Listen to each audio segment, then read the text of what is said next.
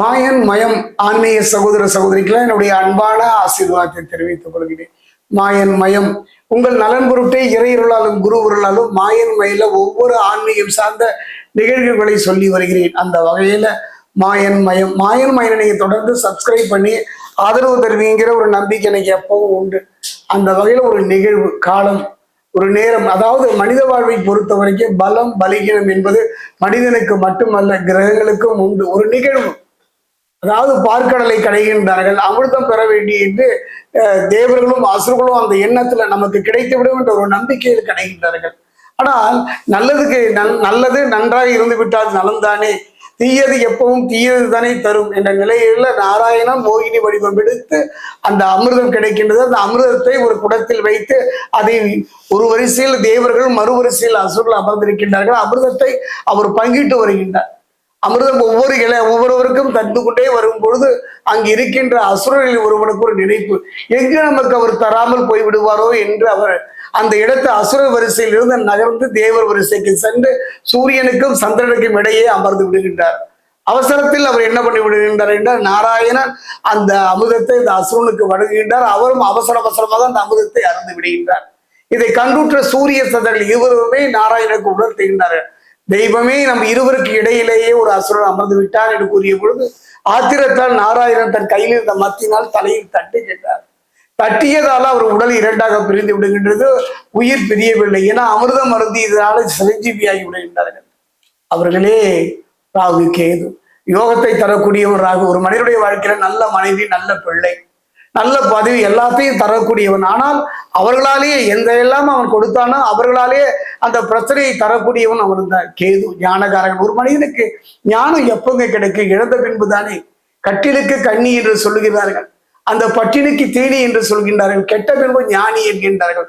ஒரு மனிதன் ஞானத்தை அடையும் பொழுது, எல்லா வசதி வாய்ப்புகள் இருக்கும் பொழுது ஞானம் தெரிவதில்லை. இழந்து நிற்கும் பொழுது, ஒரு நல்ல வாழ்வை இழந்து தடுமாறும் பொழுது, தொழிலை இழந்து தடுமாறும் பொழுது, எந்த உதவியும் இல்லாமல் அனாதையாக நிற்கும் பொழுது ஞானம் வருகின்றது. அந்த ஞானத்தால் யாருக்கு என்ன போய்? அந்த ஞானத்தை தரப்பக்கூடியவன், இறைவனை நோக்கி நகர்த்தக்கூடியவன் கேதுவாக அமைகின்றான். ஓர் உடல் தான் இரண்டு நிலையை தருகின்றது. ஒன்று தருகின்றது, ஒன்று பறித்துக் கொண்டிருக்கின்றது. அப்படிப்பட்ட அந்த ராகு கேது இருவருமே ஒரு நிலையில தன்னை காட்டி கொடுத்து விட்டார். இந்த நிலைக்கு காரணமான சூரிய சந்திரர்களை, இது புராணமாக இருந்தாலும் கூட உண்மை அதுதானே. பலம் வாய்ந்த கிரகன் ஆத்மகாரகன் என்று சொல்லக்கூடிய, பலம் வாய்ந்த பிதுர்காரகன் என்று சொல்லக்கூடிய சூரியனை நெருங்கி ஒரு சில நொடிகள் தாங்க ஒரு அடி வயிற்றுல ஒரு பயம் கிளியை உண்டு பண்ணி விடுகின்றார். எவ்வளவு பலம் வாய்ந்த கிரகமா இருந்தாலும் கூட அந்த ராகு அந்த சூரியனை நெருங்கி தன்னுடைய வசப்படுத்தி விடுகின்றார். அப்படிப்பட்ட நிலையை கிரகணம் என்கின்றார்கள். அதைத்தான் சூரிய கிரகணம் என்கின்றார்கள். சந்திரனை நெருங்கும் பொழுது சந்திர கிரகணம் என்கின்றார்கள். அந்த வகையில் பார்க்கும் பொழுது இந்த மாதம், இந்த காலகட்டத்துல பாத்தீங்கன்னா 12ஆம் தேதி பாத்தீங்கன்னா சூரிய கிரகணம். அந்த சூரிய கிரகணத்தை பொறுத்த வரைக்கும் இரவு 9 மணிக்கு ஆரம்பிச்சு நள்ளிரவு 1:10 முடிகின்றது. இடைப்பட்ட காலம் என்னமோ குறுகியது தான், ஒரு வாய்ப்பு. மற்றவர்கள் நகர்ந்து விடுங்கள். ஆன்மீகத்துல முழுமையான ஈடுபாடு உடையவர்கள், நல்ல குருவை பெற்றவர்கள், நல்ல சீடனை பெற்றவர்கள், வாழ்வில முன்னேற வேண்டியவர்கள், இனி இதுதான் என் வாழ்க்கை, இதுக்கப்புறம் என் வாழ்க்கையிலேயே என்று கலகியவர்கள் எல்லாம் நான் சொல்வதை சற்று கவனமாக கேளுங்கள். அதுக்கு நானே உதாரணம். எல்லாம் இழந்து நின்ற நிலையில ஓரளவுக்கு நான் நிம்மதியா வாழ்வதற்கு காரணமே தெய்வ நம்பிக்கை தான், நவகிரகங்களின் மீது வைத்த நம்பிக்கை தான். அந்த நம்பிக்கை என் குரு காட்டிய வழிதான். தாயோடு சுவையும், தந்தையோடு துணையும், மனைவியோடு மானமும், பிள்ளைகளோடு அனைத்தும் போனாலும் கூட குரு ஒருவன் இருந்து விட்டாலே போதும். இழந்ததை அத்தனையும் தக்க வைத்துக் கொள்ளலாம், இழந்த அத்தனையும் பெற்று விடலாம். அப்படிப்பட்ட குரு சொன்னதுதான் இன்றைய காலகட்டம் ஒரு அற்புதமான ஒரு காலகட்டம். யாரெல்லாம் குருவிடம் மந்திர தீட்சை வாங்கினீர்களோ, அல்லது மந்திர தீட்சை வாங்க விட்டாலும் கூட வாங்கிய மந்திரத்தை ஒரு முறை ஜபம் பண்ணினாலே 1000 முறை பலன் தரக்கூடியது. இப்போ உதாரணமா காயத்ரியில 24 லட்சம் ஜபம் பண்ணாதான் அந்த 4 நாள் மந்திரம் சொல்லிட்டு 5ஆவது நாள் தெய்வம் நமக்கு பலன் தரவில்லை, மந்திரம் பலனற்று போய்விட்டெல்லாம் புலம்புவதில் அர்த்தமே இல்லைங்க. ஒரு காலம் இருக்கின்றது, அந்த காலம் வரையே அதை சொல்லணும். ஒரு பிரத்யேகதா மந்திரம் இருக்கு, இல்ல துர்கையுடைய மந்திரம் இருக்கு, மகா கணபதியுடைய மந்திரம் இருக்கு, சுப்பிரமணிய மந்திரம் இருக்கு, நரசிம்ம ஒருபாடு மந்திரங்கள் உண்டு. அத்தனை மந்திரங்களை அடைய வேண்டுமா? அக்ஷர ரட்சத்தை ஜபிக்க வேண்டும். அந்த நிலை நீண்ட காலம் நம்முடைய வாழ்க்கையில போராடுகின்றோம். நேர்முக எதிரி, மறைமுக எதிரி, எத்தனையோ போராட்டங்கள், நிம்மதியை இழந்து தவிக்கின்றோம். ஆலயத்தில் சென்று இறைவனை சென்று வணங்குவதற்கே காலம் கிடைக்கவில்லை. அப்படிப்பட்ட ஒரு காலம் ஒரு அருமையான காலம். தயவு செய்து இதை தவற விட்டு விடாதீர்கள்.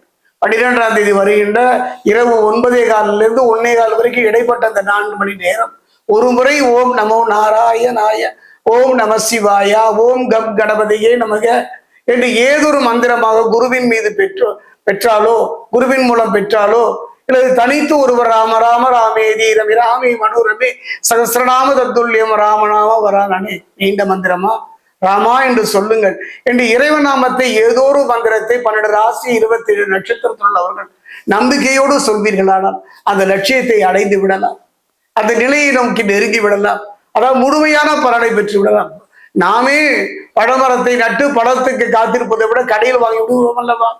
அந்த வகையில் பார்க்கும்போது எளிமையாக இறையருளை பெறுவதற்கு நம்முடைய ரிஷிகளும் முன்னோர்களும் வகுத்து தந்ததே இந்த கிரகணம். அப்படிப்பட்ட ஒரு கிரகணம் இந்த வாதம் வருகின்றது 12ஆம் தேதி. அப்படிப்பட்ட காலகட்டத்தில் எத்தனை வேலைகள் இருந்தாலும் எத்தனை கவலைகள் இருந்தாலும் நம்பிக்கையே இல்லாமல் போடாத தயவு செய்து நம்பிக்கை கொள்ளுங்கள். அன்போடு சொல்கின்றேன், அனுபவத்தில் சொல்கின்றேன். கலங்கி நிற்பவர்களுக்கும் கண்கலங்கி நிற்பவர்களுக்கும் இழந்தவர்களுக்கும் ஒரு ஈடு செய்யக்கூடிய ஒரு நிலைதான் மந்திர ஜபம். இன்றைய காலகட்டத்தில் மனமுருக இந்த 9:15 1:15 மனமுருக நம்பிக்கையோடு சொல்லித்தான் பாருங்களேன்.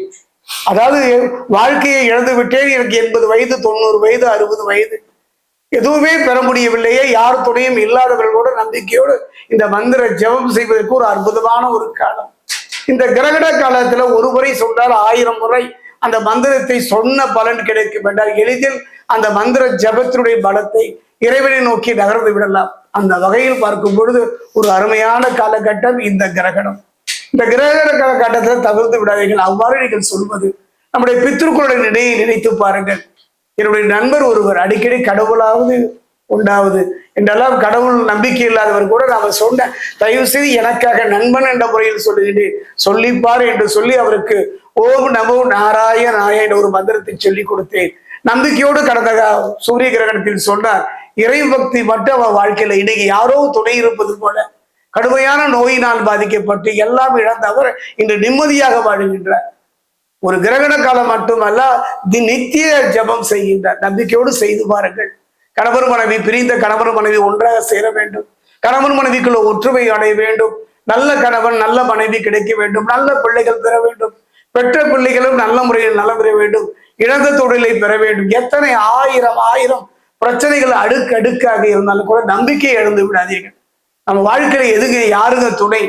அந்த வகையில் பார்க்கும் பொழுது ஒரு அருமையான சந்தர்ப்பம், அருமையான ஒரு வாய்ப்பு இந்த சூரிய கிரகணம்.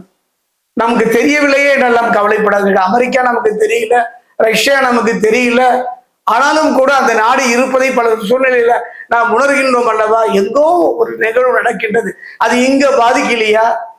எங்கோ ஒரு நோய் தொற்று பரவுகின்றது, அது இதுவரை வரவில்லையா? அந்த வகையில இறை நம்பிக்கை ஒரு மனிதனுக்கு, என்னுடைய அனுபவம் நம்பிக்கை. நற்றுடையாவது நம சிவாயவே. கல்லை கட்டி கடலில் போட்டாலும் இறைவனை நம்பினார் அல்லவா? கல்லு தெப்பமா மாறிச்சு இல்ல? எத்தனை பிரச்சனைகளை அடுக்கடுக்காக தந்தையின் மூலம் சந்தித்தானே பிரகலாதன், அதில் அத்தனையும் வென்றானே. கடுமையான சோதனை இழப்பை சதித்த துருவன் இன்று துருவ நட்சத்திரமாக வாழ்கின்றானே. ஆன்மீகத்துல நீ எல்லாம் எப்படி வரப்போற என்று சொன்னவர்களெல்லாம் இன்று உயர்ந்து உன்னத நிலையை சந்திப்பதை பார்க்கின்றோமே. கவலையே படக வேண்டாம், கண்கலங்க வேண்டாம். நிம்மதி இழந்து தவிப்பதற்கு ஒரு அருமையான காலம் இந்த 9:15 1:15 இந்த சூரிய கிரகணம். அருமையான ஒரு வாய்ப்பு. முயன்றுதான் பாருங்களேன். ஒரு 4 மணி நேரம் கணவன் மனைவி இருவருமே ஐயோ என் கணவன் மனைவிக்குள்ள ஒரு விவாகரத்து நான் என்ன செய்ய போறேன் என்று இருண்ட காலமாக போய்விடுவேன் என்று கவலைப்படாதீர்கள். ஆணாயினும் பெண்ணாயினும் 12 ராசி 27 நட்சத்திரத்துக்குரியவர்கள் நம்பிக்கையோடு நம்ம மந்திர ஜபம் பண்ணுங்க. எனக்கு எந்த குருவும் இல்லை, எனக்கு எந்த மந்திரமும் தெரியலன்னா ராம ராம ராமா என்று சொல்லுங்க, ராம் ராம் ஜெயராம் ஜெய ஜெயராம் என்று சொல்லுங்க. இல்ல உங்க குருவினுடைய பெயரை சொல்லுங்கள், உங்க குலதெய்வத்தினுடைய பெயரை சொல்லுங்கள். சொல்லி பாருங்கள். இந்த கிரகணம் தொடக்கத்துக்கு முன்பே உணவருந்தி விடுங்கள். இந்த கிரகணம் முடிந்த பிறகு பாத்தீங்கன்னா அருகம்புல்ல தலையில வச்சு கொஞ்சம் குளித்து விடுங்கள். நம்ம பிடித்த பிரச்சனைகளும் சரி, கிரகத்தினுடைய நிலையும் சரி மாற வேண்டும் என்ற நம்பிக்கையோடு செயல்படுவீர்களானால் அடுத்த சூரிய கிரகணம், அடுத்த சந்திர கிரகணம், ஏன் அடுத்த நாடிகையிலிருந்து உங்க வாழ்க்கையில நல்லது நடக்க தொடங்கும். நம்பிக்கை தாங்க வாழ்க்கை. நம்பிக்கை மட்டுமே நமக்கு துணை. அந்த நம்பிக்கையுடைய வடிவம் தான் நம்ம முன்னோர்களும் ரிஷிகளும் சூரிய கிரகணமாக சந்திர கிரகணமாக நமக்கு அமைத்து தந்திருக்கிறார்கள். உங்க வாழ்க்கையில எல்லா நலமும் பெற வேண்டும் என்று எல்லாமல்ல என் விஷ்ணுபாயன் பிரத்திகராவை நாராயணன் தியானிக்கிறேன்.